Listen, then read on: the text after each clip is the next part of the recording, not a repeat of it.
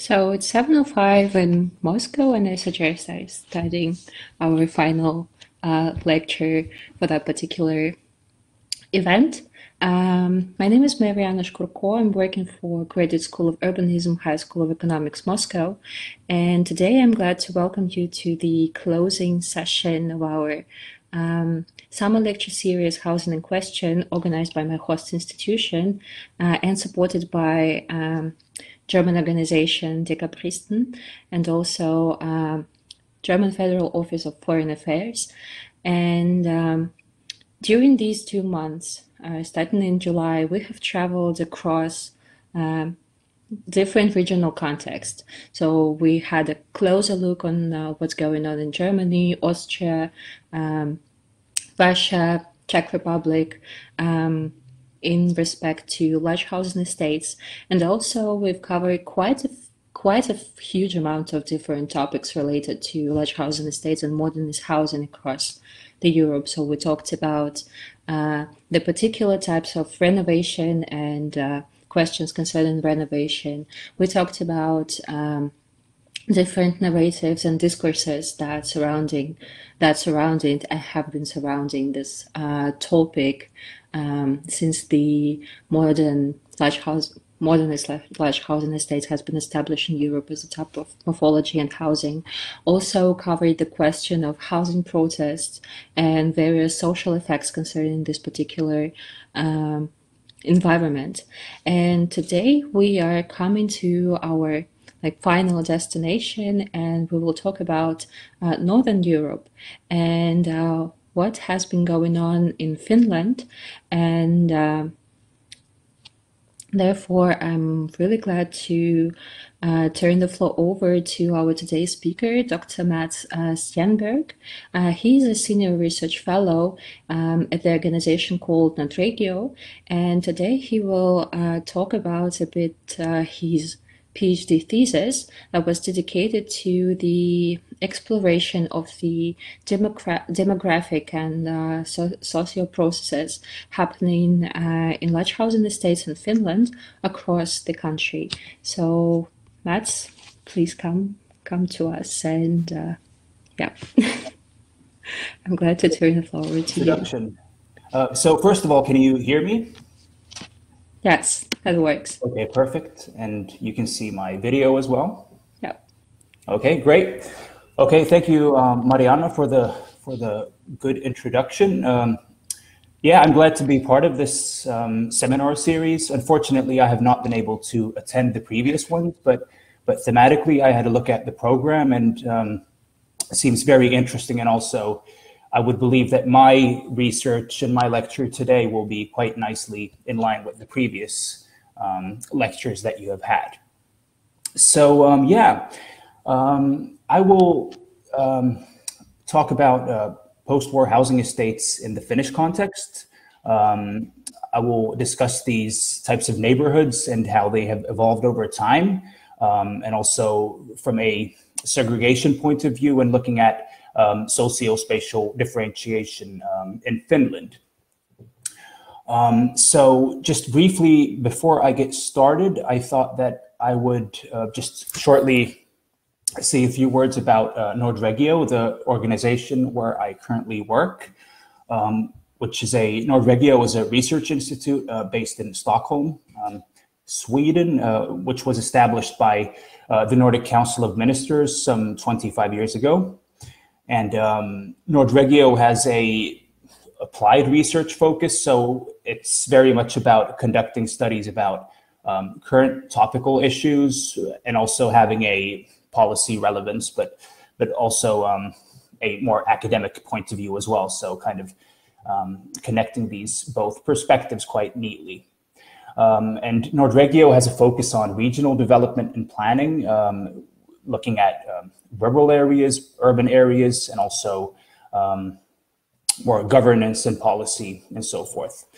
But that was just a brief introduction. I thought that I would just inform you about Nordregion in case you're not aware of us.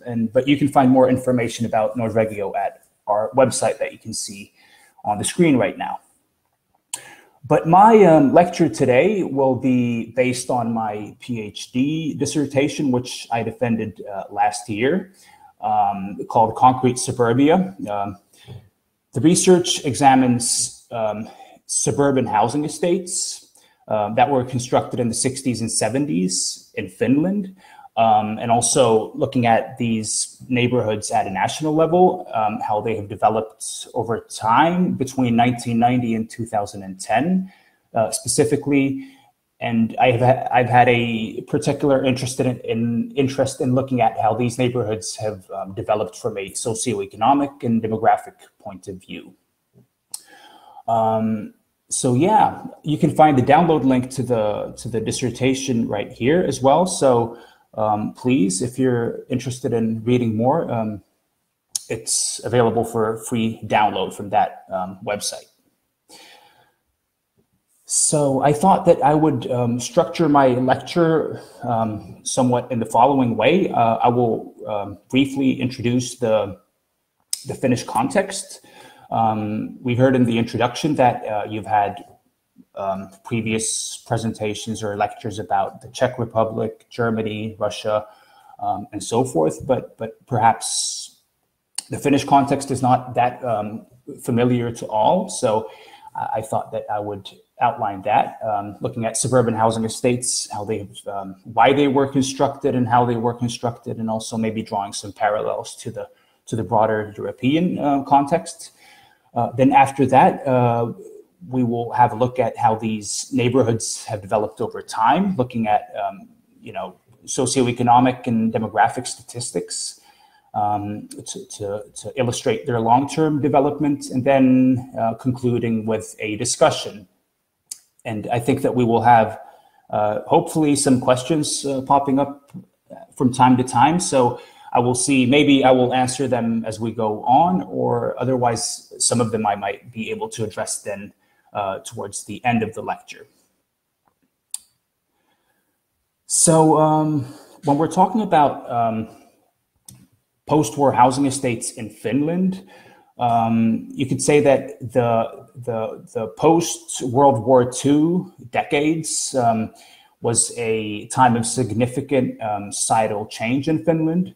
And in a Western European context, you can say that Finland stands out a bit because whereas most other Western European countries already had large urban populations in the early 1900s and so forth, Finland actually, in Finland, most of the population still lived in rural areas in the 1950s, and the country was largely an agrarian country up till then. But then in the 60s and 70s, Finland actually, even though Finland witnessed a rather late wave of urbanization was rather rapid, and actually one of the most rapid ones in Europe at that time. And of course, due to this background, there was a need to increase housing production quite substantially to provide adequate housing for the growing urban populations. Of course, something that resembles the situation in many other European countries as well.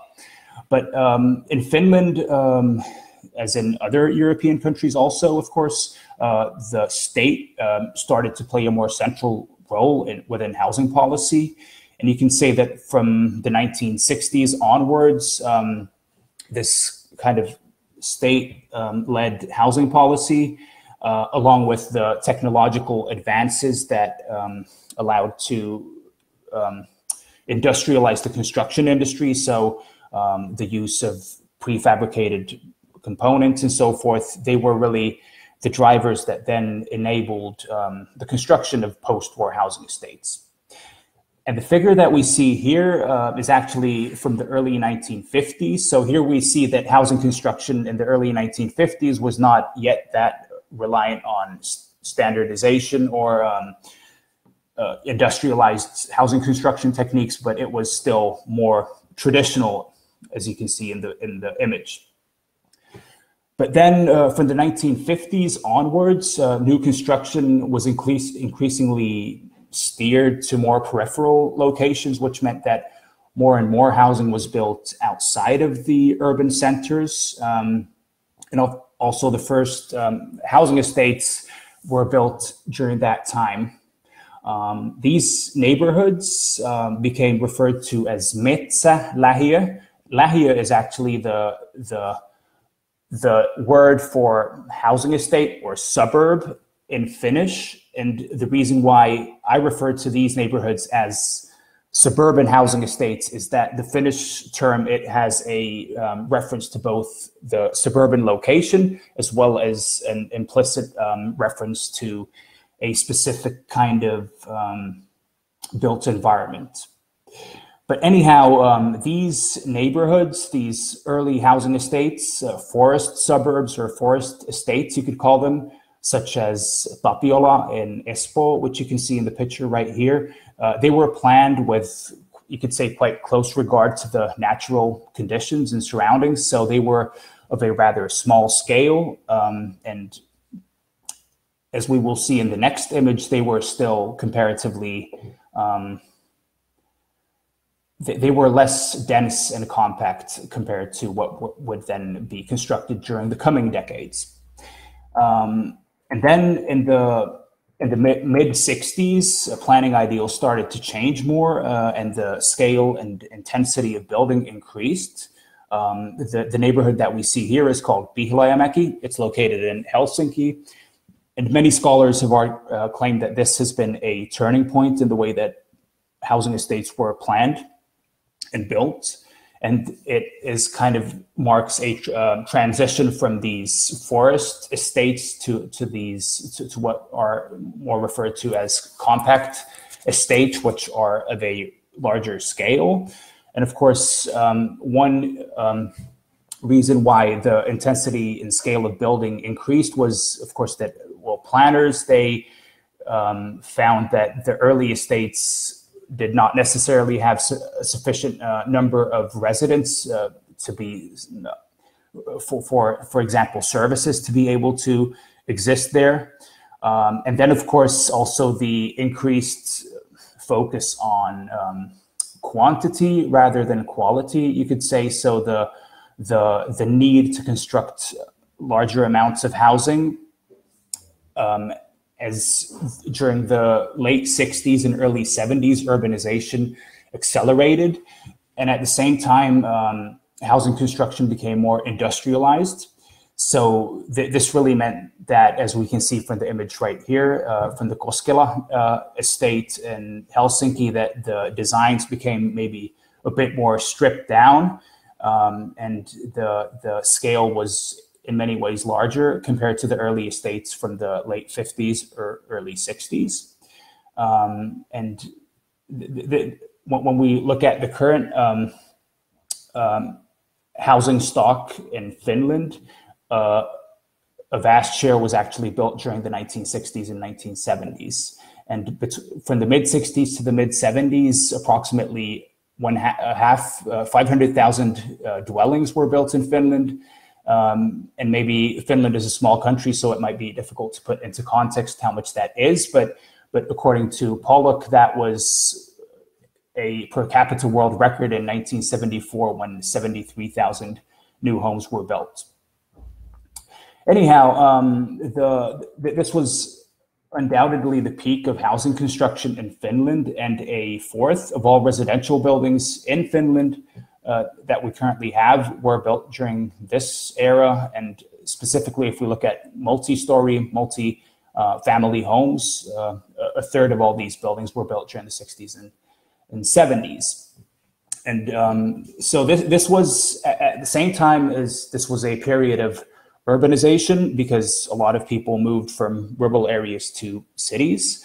On the other hand, it was also, in a way, a kind of suburbanization, because a lot of the people did not actually move to urban areas, but more into suburban neighborhoods. So perhaps compared to some other Western European countries, and particularly compared to neighboring Sweden, for instance, urbanization started later in Finland, and in this way, urbanization maybe took the form of suburbanization. And of course, estimates vary, but approximately it is often said that a fifth of the Finnish population live in post-war housing estates. So that really highlights that this is a rather important housing typology, and also, as we will see in some of the coming slides, that this is a topic which has been highly placed on the policy agenda in Finland, and also something that has interested media and been quite widely discussed in public debates in Finland over the decades. And perhaps these might be notions that have been touched upon in previous lectures as well, because the Finnish history in a way also resembles what can be seen in many other countries as well, in the sense that initially when these neighborhoods were built, they were really symbols of social progress and of modern society, and they were of comparatively high standards, high quality, according to the standards of the time. So for many people who moved into these newly built estates, they moved into modern apartments with running water and something that was not, that in many ways was a considerable upgrade from the standards that had been both in urban areas but also in rural areas in Finland during the time that preceded. But as in many other European countries as well, the public opinion quite quickly turned against these areas already in the late 70s. And this was also fueled by negative media coverage, which kind of fueled this type of more negative problem-ridden public discourse, you could say.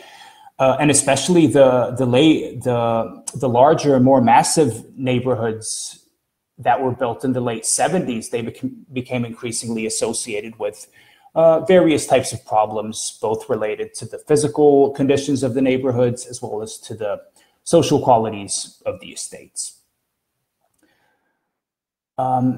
And as a response, you could say that the focus, the construction of housing estates ended quite quickly in the late 70s due to this critique, and then the focus shifted quite soon to refurbishment and regeneration of these types of neighborhoods. And actually the first renewal projects targeting suburban housing estates were already launched in the late 1970s. So in some cases, less than 10 years before the neighborhoods were built.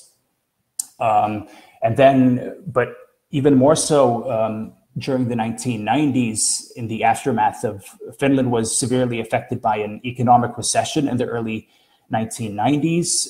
And after that, there were increased public concerns about these types of neighborhoods, and specifically about increasing unemployment and fears about more social problems and so forth related to this. So there was an increasing policy focus on revitalizing these neighborhoods, and the first more comprehensive national suburban housing estate renewal program was launched in the mid-1990s. And since then, there have been 6 national programs for the housing estate renewal, which basically function in the way that the state provides funding, and then municipalities can apply for this funding and then carry out different types of regeneration projects. And the most recent one was actually launched in 2020. So this really highlights that these types of neighborhoods are highly placed on the policy agenda in Finland, and have been so already for a few decades, you could say. So for the ones of you who do not read Finnish, these are just illustrations of what types of media portrayal, or how the media often portrays these types of neighborhoods in the newspapers and so forth. Will help you a bit if you're struggling with your Finnish reading. Basically, you could say here that the public debate in Finland concerning these types of neighborhoods basically either revolves around concerns about segregation or the unfavorable development of these types of neighborhoods, and fears about concentration of social problems, and so forth. And then on the other hand, also the need for physical redevelopment, because when these neighborhoods were built some approximately 50 years ago, they are now approaching, in many cases, their kind of like the end of their technical lifespan, or at least in the sense that they will need to undergo quite massive reconstruction to be upgraded and modernized. So these are really two key issues that are quite prominent in the public and policy debate in Finland when we're talking about post-war housing estates. I would say that this maybe resonates with the situation in many other European countries as well, where post-war housing estates in many cases are increasingly associated with physical, social, and economic decline. But okay, so then following this introduction into why these neighborhoods were built and how they then developed soon after their construction, I thought that we would have a look at certain socioeconomic and demographic changes and how these neighborhoods really have developed over time, looking at the situation following the year 1990. So my PhD thesis actually is it focuses on roughly 600 housing estates in the whole of Finland. All of these neighborhoods were built in the 60s and 70s. So, and they are located outside of the urban centers, and they have been identified and classified according to various sets of GIS data. So these are, which you can read more about from my dissertation if you're interested, but basically these are neighborhoods that share resemblance in terms of their physical environments and housing stock, and also location in the sense that they're located outside of the immediate urban centers. But as you can see from the map, housing estate construction was really something that took place in the whole of Finland, and these types of neighborhoods can be found throughout the country. Even though the vast majority are located in the larger cities, it is worth recognizing that these types of neighborhoods can basically be found in pretty much every medium-sized or even small Finnish town.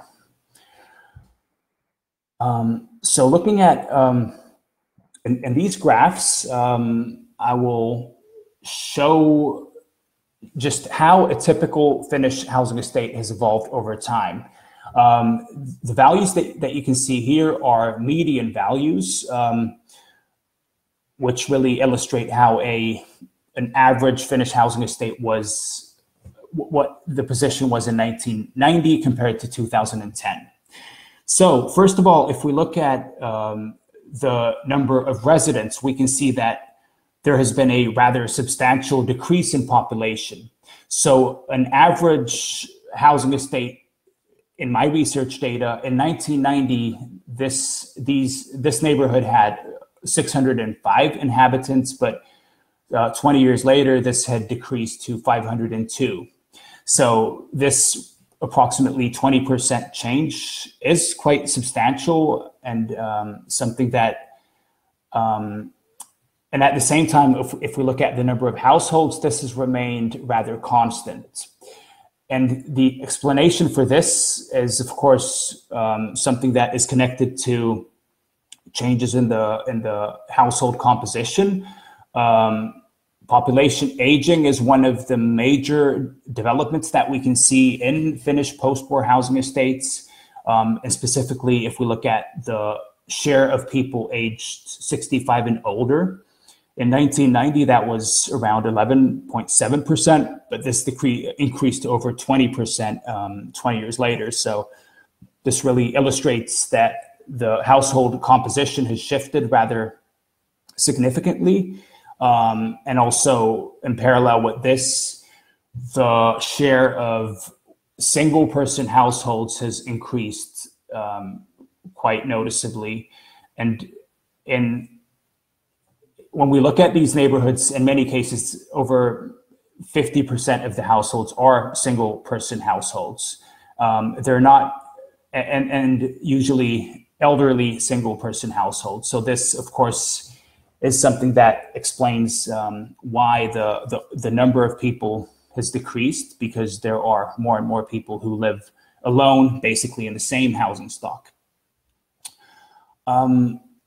Something that in the Finnish context, immigration, which has been one of the main drivers of demographic change in post-war housing estates in many Western European countries, is something that has not been that noticeable in Finland, due to the fact that Finland has traditionally been a country from where people have emigrated to Sweden and many other countries as well. But and immigration in Finland, or international migration, which to Finland has actually only started during the 2000s, you could say. And in many cases, even though there is a somewhat noticeable increase in the share of people with a foreign first language, this change has not really been that noticeable in comparison to many other European countries, and compared to Sweden,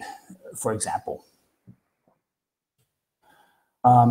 Of course, something that has been, in addition to these demographic changes, socioeconomic changes are also highly noticeable in the Finnish housing estates. Particularly, an increase in unemployment has been very noticeable. In 1990, most housing estates had a only slightly higher unemployment rate compared to Finland overall. The unemployment rate in a typical Finnish housing estate in 1990 was 6.7%, but then in 2010, this had increased to over 16%. And this, the most noticeable increase occurred in the aftermath of I mentioned earlier that Finland underwent a rather deep economic recession in the early 1990s, and this has been followed by structural unemployment in many housing estates, which I will dive into a bit deeper in just a minute. In addition, we see here that also there has been an unfavorable development of income as well. There are more low-income households and fewer high-income households. Of course, something that is logically in line with increases in unemployment.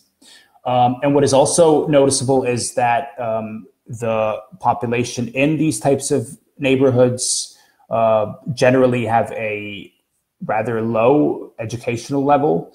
So even though the educational level has increased from 1990 to 2010, we see that compared to the country at large, this increase has been less. So in relative terms, the population in these neighborhoods, they have a lower education, which of course is something that we can then connect to the higher unemployment and to structural labor market changes, where many of the people who have lived in these neighborhoods have then had more difficulties finding employment during the last couple of decades. So what I just showed you were just illustrations of how an average housing estate in Finland looks like and how the position has changed. But actually, when we're talking about 600 different neighborhoods, it is evident that the differences between these neighborhoods are quite substantial, and also depending on where in Finland they are located, in what types of regional contexts, there are quite noticeable differences, as I will show you in just a second. So here, I'm going to show you how firstly, how the unemployment rate has changed in housing estates that are located in growing regions. So these are, for example, the Helsinki capital region and also the other major urban regions like Tampere, Turku, Oulu, and so forth. How unemployment has developed in these post-war housing estates compared to the region overall. So in the graph here, we see each dot represents a housing estate, and the dots that are located above the red line are ones where the unemployment rate is higher than in the region overall. And we see here that there are some housing estates that had a higher unemployment rate, but many of them are also located below the line, which really shows that in 1990 that there were many housing estates that had a lower unemployment rate than the region overall. But then when we look at the situation 20 years later, we see that a rather substantial change has occurred. And even though there are some housing estates that still have relatively low unemployment rates, that the majority of the estates have really seen a rather noticeable increase in unemployment. And for example, in 1990, not a single housing estate had an unemployment rate over 20%, but in 2010, there were numerous housing estates where the unemployment rate was higher than 20 or even 30%. And then below, we look at housing estates that are located in shrinking regions. So these are regions that have lost population, for example, due to deindustrialization. And these are, in many cases, housing estates in these types of regions were built to accommodate the needs of people working in the local industries. But then after economic restructuring and other developments, there has been a rather significant increase in unemployment in these regions, and this is specifically visible in many post-war housing estates. So, so we see here that the housing estates in shrinking regions have actually seen an even more significant increase in unemployment than the ones that are located in the larger urban regions that are witnessing population increase. Without going into these with too much detail, we see a similar development when looking at the share of low-income households in these neighborhoods. And again, that really shrinking estates and shrinking regions have developed the least favorably, you could say.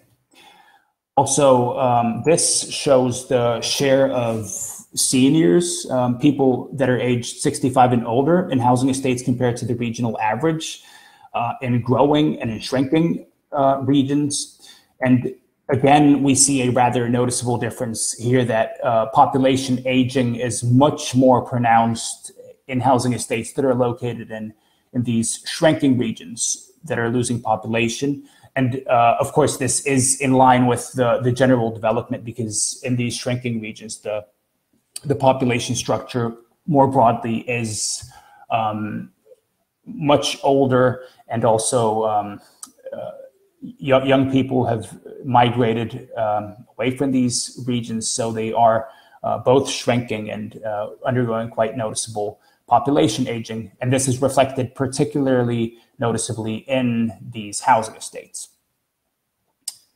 One final example is that, then looking at immigration, how this has affected these neighborhoods. Here we see a different pattern in the sense that the most noticeable increase in people with a foreign mother tongue is in housing estates that are located in the larger urban growing regions, whereas immigration has not been an important driver of demographic change in these shrinking regions.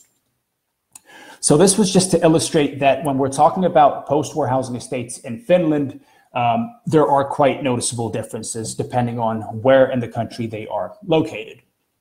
And then I thought that as really socioeconomic change and socioeconomic decline, if you will, has been perhaps the most noticeable change in these neighborhoods during the last few decades, and particularly unemployment.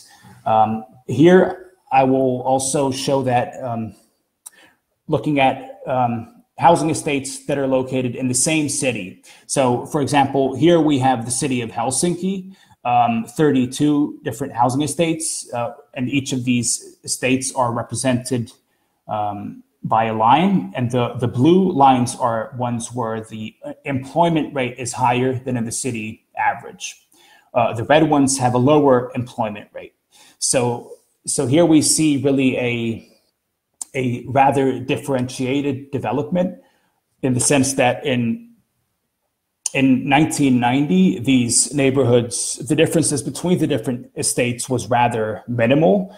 Only the employment rate differed with a few percentage points. So this was in many ways not noticeable in any way. But then when we look at the development during the coming 2 decades, we see that really the neighborhoods have followed rather different types of development trajectories. And then also when we look at the situation in other Finnish cities, we see the same dynamic. And really, yeah, when we look at the development trajectories of these neighborhoods, it is evident that they are not a homogeneous group of areas that have followed similar lines of development. Okay, so then moving into the final part, I thought that just trying to maybe synthesize or condense what we can observe when we look at the long-term development of these neighborhoods over time. It's quite clear that even though these neighborhoods have had a rather negative reputation in Finland almost since they were constructed, or at least since the 1970s, that they were still relatively average neighborhoods in 1990 before the economic recession, both in terms of their socioeconomic and demographic structure. So in many ways, even though the neighborhoods had a rather negative reputation, this was in a way unwarranted, because the neighborhoods did not really significantly differ from other types of urban or suburban neighborhoods. But as we can see from the previous slides and the illustrations there, we see that the general development clearly shows that many of these neighborhoods, most of them actually have undergone a rather noticeable socioeconomic decline in parallel with various demographic changes that have occurred. And really this differentiated development is rather noticeable. So the neighborhoods were much more similar in 1990, which really reflects the general situation that inequality was lower in Finland, and for example, income inequality, but also unemployment rates were significantly lower at that time, and cities were much less segregated at that time. So following the recession of the early 1990s, there has been a clear tendency towards increased differentiation. And in a long-term perspective, you could say that it seems that the attractiveness of these neighborhoods has gradually decreased.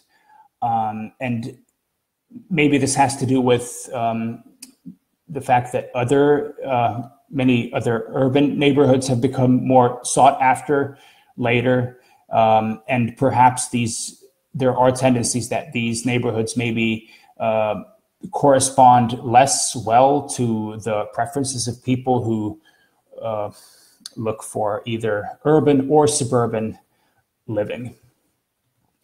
And then, of course, it's quite clear that the development of these housing estates, or any neighborhood in general, is, of course, clearly connected to broader societal developments and changes, and particularly to the development of their wider regions. So we really see a clear difference in the trajectories of housing estates in larger, growing regions compared to shrinking regions. And then I'd like to also emphasize this point again, that I think that when we're talking about housing estates in Europe, or in any European country, or even in any city, it's clear that these neighborhoods, even though we can, categorize them in a similar way, or group them into label them as housing estates, or modernist housing estates, large housing estates, post-war housing estates, what label we want to use, that they are not a homogeneous group of areas, and not all of these neighborhoods are disadvantaged. And even in the same city, neighborhoods that are located nearby, they can be rather different, and in some cases have followed very different lines of developments. And of course, when we're kind of thinking about what factors are driving these changes, or have contributed to these changes that we have seen, of course, the importance of it's evident that structural economic and labor market changes in Finland have been very central, and in many cases, they really clearly show that this is what explains the increase in high unemployment, and also the fact that the population in these neighborhoods has had a comparatively low educational level, is something that are closely connected. We see here that, let me see. Oh yeah, some small technical difficulties, but I think that it should be okay right now. Okay, so of course, one important notion is that really the employment prospects of people with lower education have really decreased in Finland during the last few decades. And I think that this is something that goes for most countries in Europe. And for example, in Finland, the number of jobs that were held by people who only had basic level education decreased from 875,000 to 260,000 between 1987 and 2015. So this really shows that this structural change has been rather profound. And as a result, there are more and more people who have been left outside the labor market. And of course, this demographic change, and particularly population aging, is something that we see very clearly in the Finnish housing estates, in many cases much more than in, for example, Sweden.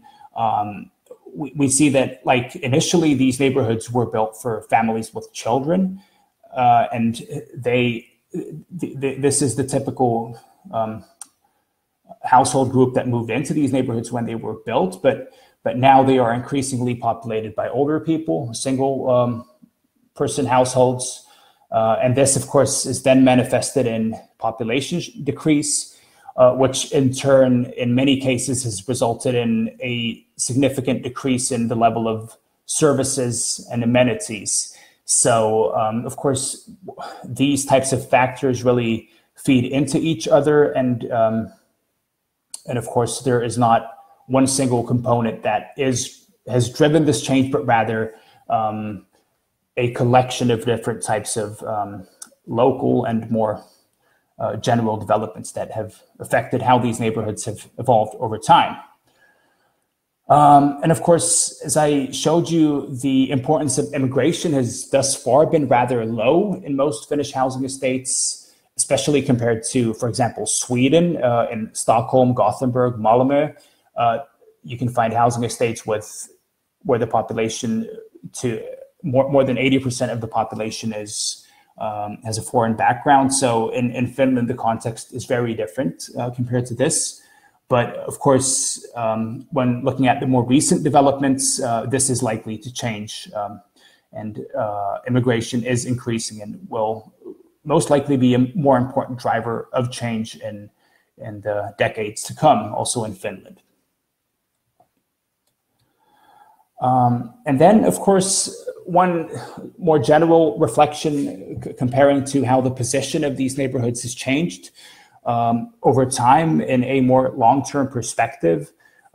It seems that these neighborhoods now when they were built, they were of high quality according to the standards of the time, but now they perhaps they do not anymore correspond to the housing preferences and needs of most. And this type of downward filtering of these neighborhoods is evident, and in many cases, the lowest housing prices, real estate prices are found in these neighborhoods, and of course also due to relatively high shares of social housing in these neighborhoods. They offer affordable housing, but have become less attractive, particularly for middle class families, and this has been a rather noticeable change when looking at the situation a few decades back.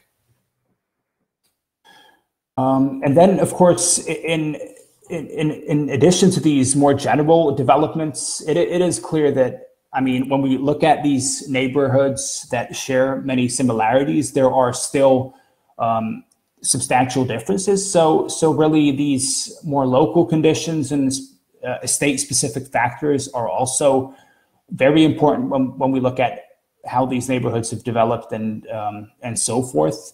For example, the geographical location of the neighborhood is very important. More peripheral estates that are weaker connected to the surrounding city, in terms of public transport, for instance, are generally they generally have a lower socioeconomic ranking, but also tenure structure and generally the housing stock of the neighborhoods is an important factor as well. Most of the neighborhoods, in my PhD, I've actually also looked at housing tenure, which was not now included that explicitly in the slides, but it is clear that the most disadvantaged neighborhoods are in fact neighborhoods that have proportionately high shares of social housing. And of course, the reputation of an estate, many of these neighborhoods have a rather negative image and are connected to different types of social problems and viewed in a problematic way. So this is, of course, something that will negatively affect the development of these neighborhoods, especially as we know that when a neighborhood becomes stigmatized, it can take rather long to get rid of that stigma. But you could say that a collection of different general but also more local developments together then influence the trajectories of these neighborhoods and how they develop over time. So just to conclude, I thought that I would try to round up with a few thoughts about how these Finnish estates, how they compare to estates in a wider European context. Of course, as I mentioned earlier, it seems that the motives for constructing these neighborhoods were rather similar in many European countries. They were built in many cases to improve housing standards as a result of governments taking more central roles in housing policy, but also there was similar planning ideas influenced planning in Finland as well as in other parts of Europe, and then similar types of construction techniques. So this is something that really also explains that they do, in many cases, it's difficult to tell if a post-war housing estate is located in Finland or in Sweden or in Germany. There are, of course, local nuances that differ, but there are clear similarities in terms of the physical structure of these neighborhoods and how they were built and planned. And of course, the long-term development that we've looked at here is in many ways rather similar to post-war housing estates in many Western European countries, where they have increasingly become connected to economic, physical, and social decline, and where this already occurred rather soon after these neighborhoods were constructed. And of course, the change here that we can see also is that they were built for working class families, in some cases even middle class families in Finland. But now, following these changes, they have become less sought after, especially for middle class families and households, but also which is something that can be seen in the significant aging of the population structure, and especially in the regions in Finland where population is decreasing, that there really is the neighborhoods are predominantly older single people aged 65 and older. And this development is intensifying all the time when we look at population projections. So this is of course a rather challenging equation.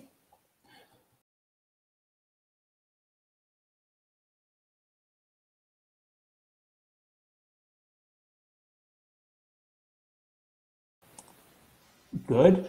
And then just a few thoughts about what differs. As I mentioned already previously, that in Finland, these neighborhoods, even though they became quite stigmatized and gained a negative reputation already in the late 70s, these neighborhoods were still relatively average compared to other types of urban and suburban neighborhoods in 1990.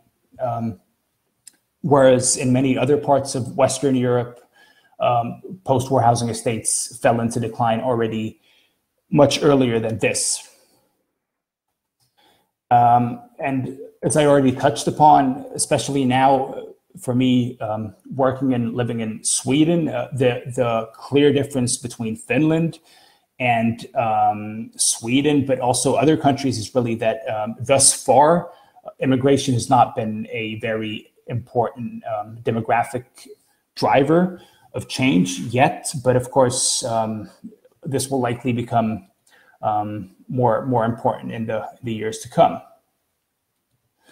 But overall, I think that this underlines that context matters, and even though we're talking about post-war housing estates that share a common history and have many similarities, that they are actually a rather diverse group of areas that have followed different lines of development. So it is very welcome that for example, this seminar series is organized so that we gain more awareness about these neighborhoods and how we can learn from each other. Okay, thank you. That was all for now. I see that I have a couple of questions here. Okay, so there's one question about okay, about the data. So actually, this is not open. There was a question if the unemployment data is open data. No, this was actually a significant part of my PhD research was about harmonizing and collecting the data. Of course, there is, I mean, even the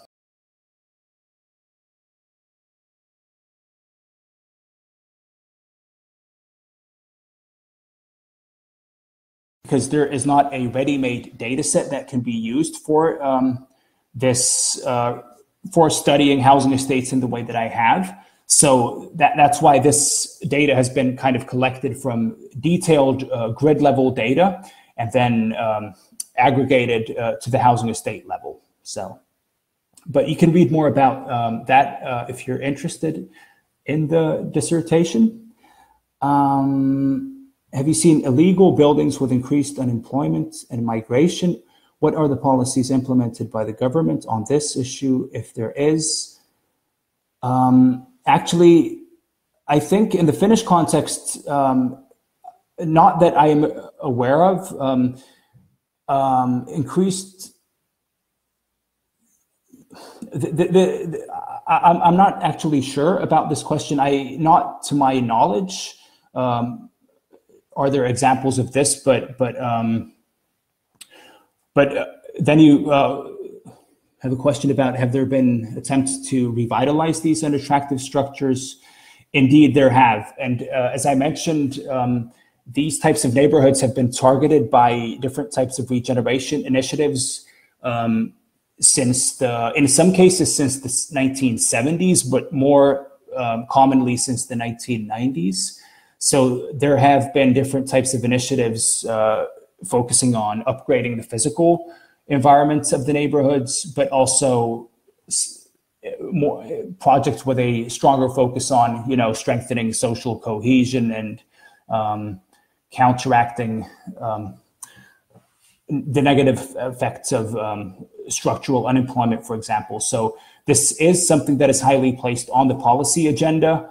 And in 2020, the Finnish government launched a new national program for the renewal of housing estates. So this is something that is currently also constantly on the agenda. But of course, maybe what is challenging and problematic is that a lot of, for example, the very often structural unemployment and segregation are the issues that these projects aim to address, but it's very difficult to tackle or deal with these issues at a local neighborhood level. Yeah. Then there are some others. Are there any specific national or local large housing estates in shrinking cities? I think that actually, as I mentioned, the current national government housing estate renewal program, the focus there is on the larger cities. So actually the shrinking cities are left out of this equation. But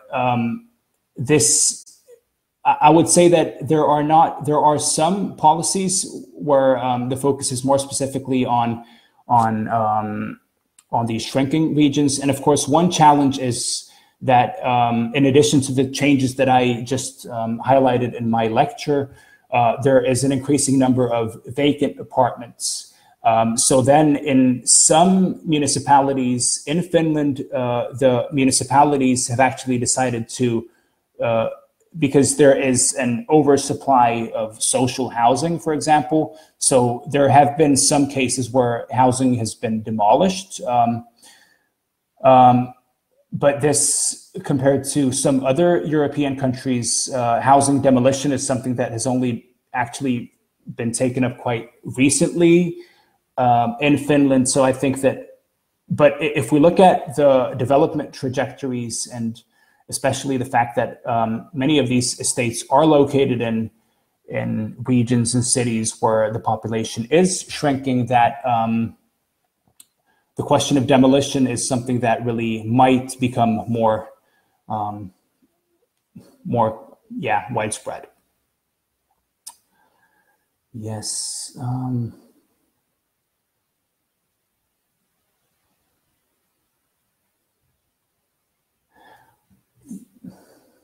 Okay. There's one more question that I think that I will try to answer. Which of with new challenges better, those try to preserve? I think that your question was about which housing estates have coped better with the new challenges, those that have tried to preserve the previous socioeconomic situation, or those that have faced the most significant transformation. I think that difficult to say for sure, but my impression is that the housing estates that have managed to cope the best are ones where, I mean, what is positive about the fact that many of these neighborhoods have like I mentioned, they have there's a noticeable increase in people in the older age groups. So at least in these cases, there is perhaps a situation where many of the residents have lived in the neighborhoods for a longer time. So they do have a stronger attachment to the neighborhood, and there might be a stronger, better preconditions of really developing the neighborhoods, whereas compared to some other neighborhoods where there is a large turnover of residents and people only stay there for very short times. I think that the conditions for strengthening social cohesion and whatnot is rather challenging, I would say. Okay, if I'm not mistaken, I think I answered pretty much all of the questions. So. I think there is one more left Okay. at the upper side. So Tamara is asking, what are the most important political changes happened since 1990s, influencing the social housing structure and its dynamic? I would say that, I mean, the most important political changes now there is combating segregation has really emerged on the policy agenda in Finland quite noticeably. And the difference, for example, in the city of Helsinki, unemployment rates, even in the most distressed neighborhoods, was around 2 or 3% in 1990. And now there are some neighborhoods where this has increased to like 25%. So I think that really this is a key issue. And of course, I mean, that can't necessarily be answered in a short way, but I think that how we counteract segregation and develop more inclusive cities is a huge challenge. But I think that these are two aspects that have emerged more and more on the policy agenda in Finland.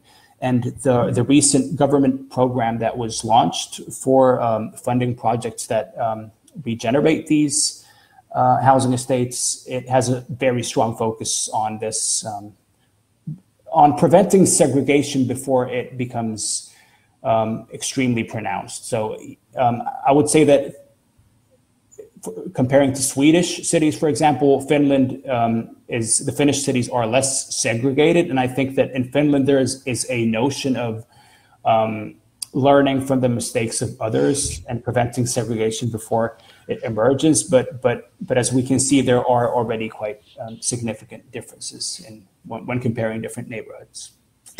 So am I right when we are talking about segregation and all those areas, it is more likely to be like age and income-based segregation, or are there any other foundations for that? Yeah, actually, ethnic segregation, as we see, it's not yet like the most prominent one, but I think that yes, it's mostly based on socioeconomic, specifically like low income, high unemployment, and then this age segregation as well. That's something that, and then in the shrinking regions, these two go very closely hand in hand. So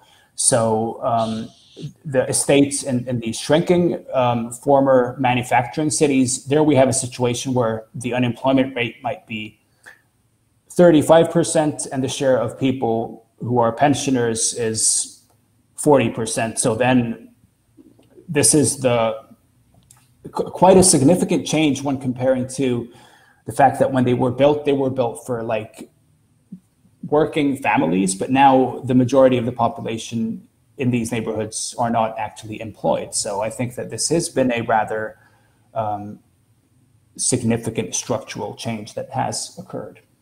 Yeah. Okay, thank you. And I also have one probably more question about the like the spreading of different types of housing estates around Finland, and like those disbalance, like spatial disbalances in the on the countries on like a national scale.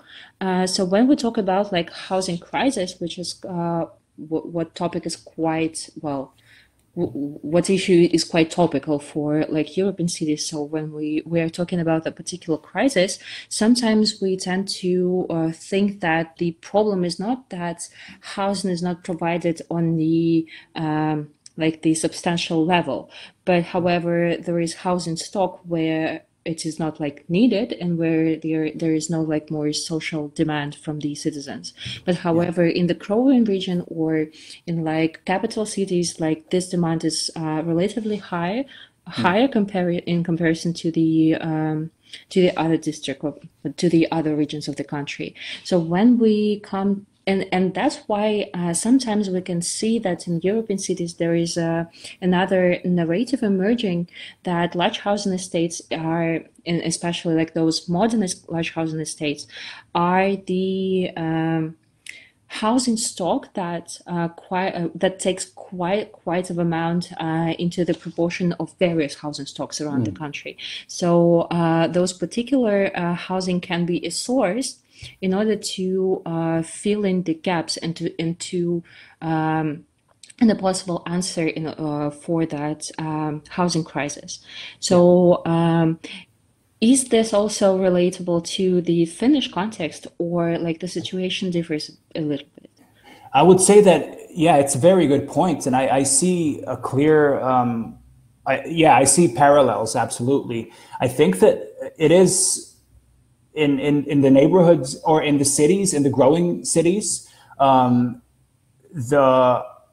these neighborhoods have a different function because due to the high demand for housing, there is even the situation that there is in these growing regions, there is a shortage of housing, whereas in the shrinking regions, there's an oversupply of housing. So I think that this does already, by definition, in that sense, these neighborhoods have completely different roles. And also in terms of, like we can see for example, in Helsinki, that some of the neighborhoods, some of the housing estates that formerly have had a rather negative reputation, they have now become more sought after, because with, increasing housing prices, not, all middle-class families can afford to live in the urban areas. So then maybe it's too extreme to say that there are gentrifying housing estates, but there are tendencies that,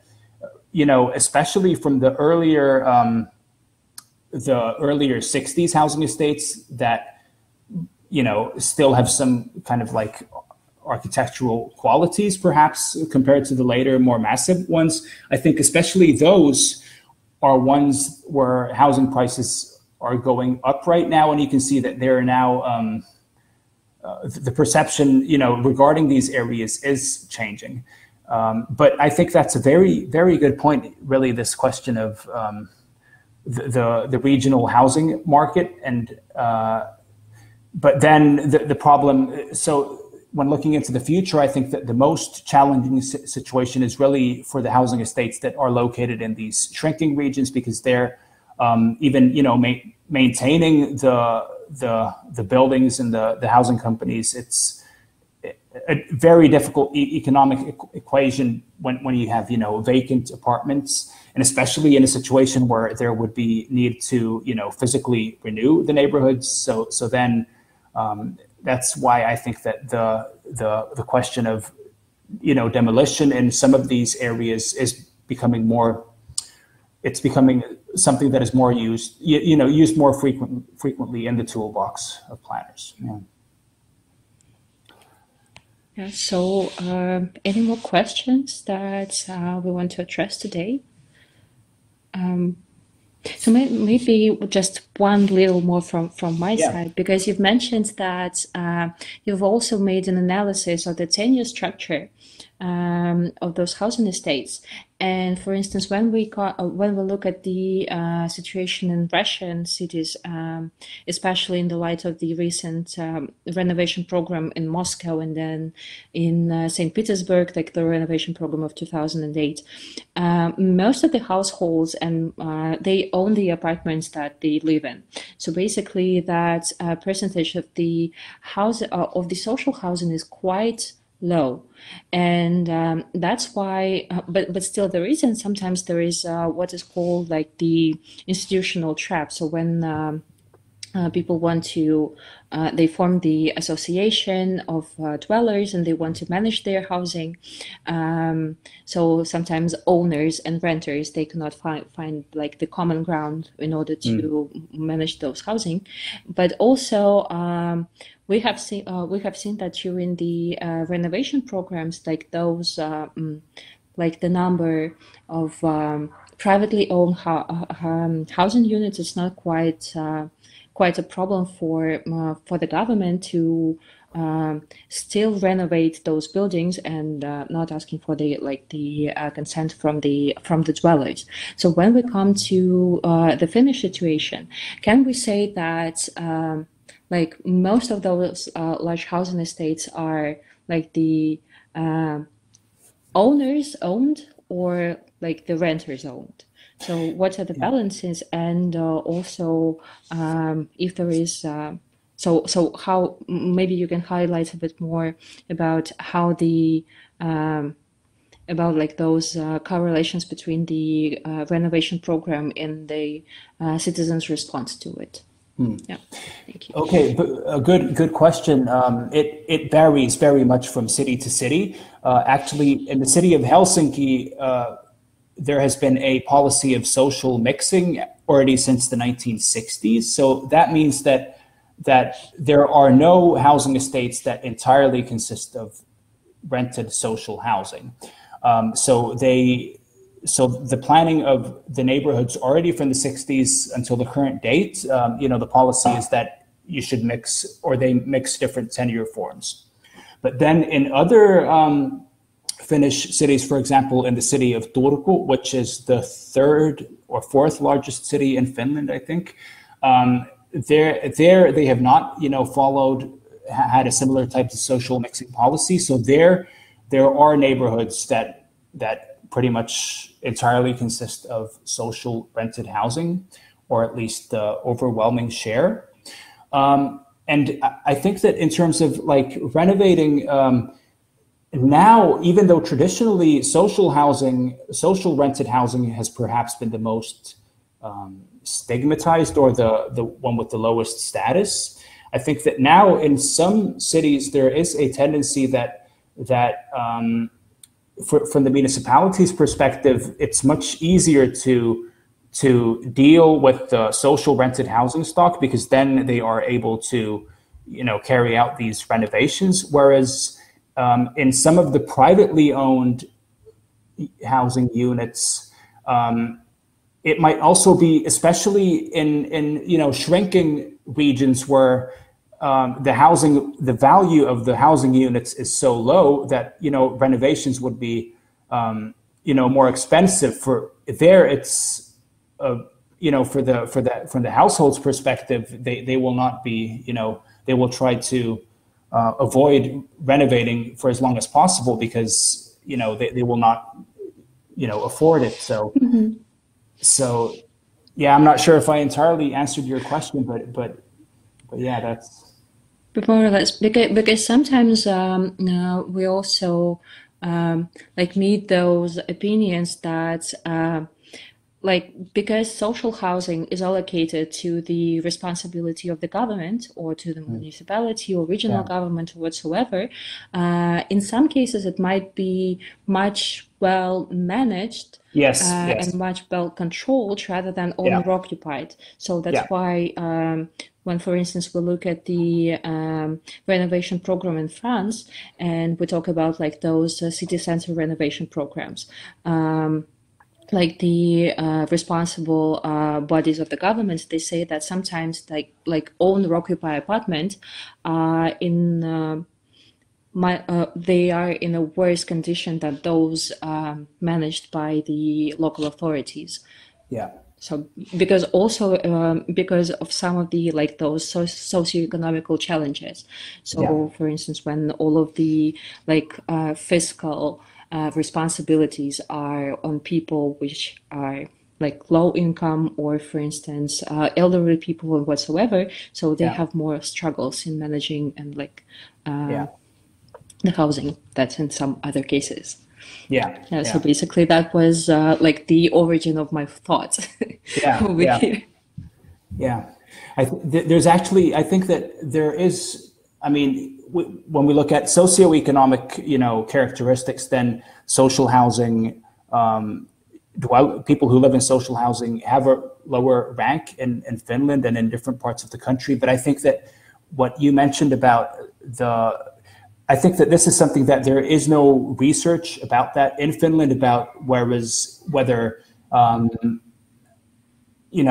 privately owned housing, because there are quite a lot of the rental housing units in these housing estates are privately owned, and I haven't really seen any research on it, but I have discussed this with some planners, and I think that there is a tendency that in some cases that there are more and more neighborhoods where actually the estates that have high shares of privately owned rental housing, that they are, not as well kept and maintained as the social housing. So I think that there might be something like that in Finland, but I haven't really looked at that myself, and to my knowledge, that this has not really been researched in the Finnish context, but a very, very interesting perspective for sure. Yeah, okay, so thank you very much. And I don't see any more questions in our chat section, so I think that at this point, we shall wrap it up. And yeah. Okay, well, it was my pleasure. It was fun to be a part of this, and thank you for all the questions, and to everyone who listened. Oh yeah, so have a good day to everyone. So thank you very much for coming and sharing your perspective, data, and everything that and your experience on the large housing estates in Finland. And thank you very much for all of the participants for the questions, attention, and reactions via fire button that I've recently seen, that I'm at the moment seeing on my screen.